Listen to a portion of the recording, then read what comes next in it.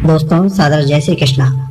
आज श्रीमद् भगवद गीता अध्याय 8 श्लोक नंबर 22 जो इस प्रकार है, हम चर्चा करेंगे। पुरुषः सा परा पार्थ भक्तया लक्ष्या तु अनन्या यस्य अन्तः स्थाने भूतानि येन सर्वम् इदं ततम्।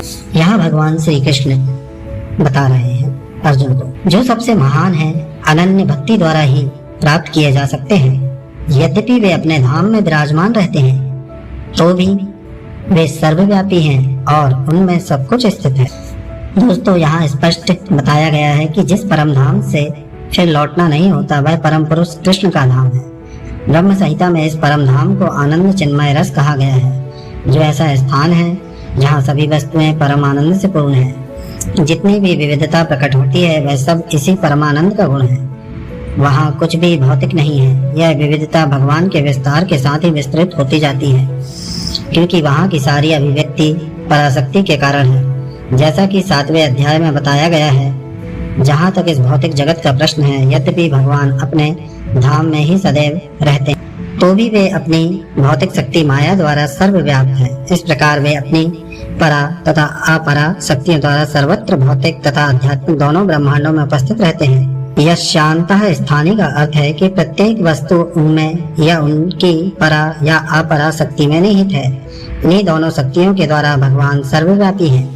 कृष्ण के परम धाम में यह असंख्य वैकुंठ लोकों में भक्ति के द्वारा ही प्रवेश संभव।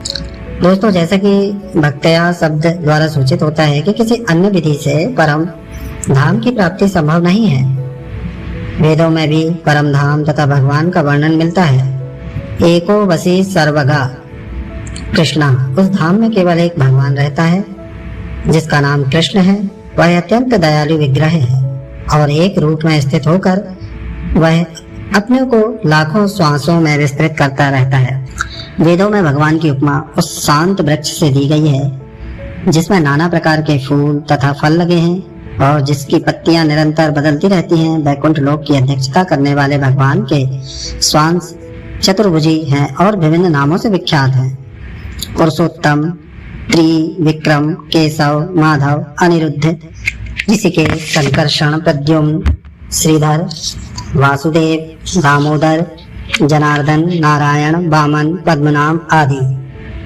ब्रह्म संहिता में भी पुष्टि हुई है कि यद्यपि भगवान निरंतर परम धाम गौलोक वृंदाधाम में रहते हैं, वृंदावन में रहते हैं, किंतु वे सर्वव्यापी हैं ताकि सब कुछ सुचारू रूप से चलता रहे। वेदों में और उपनिषद में कहा गया है कि पराश्य शक्तिर विधेव श्रूयते स्वाभाविक ज्ञान बलक्रिया चा।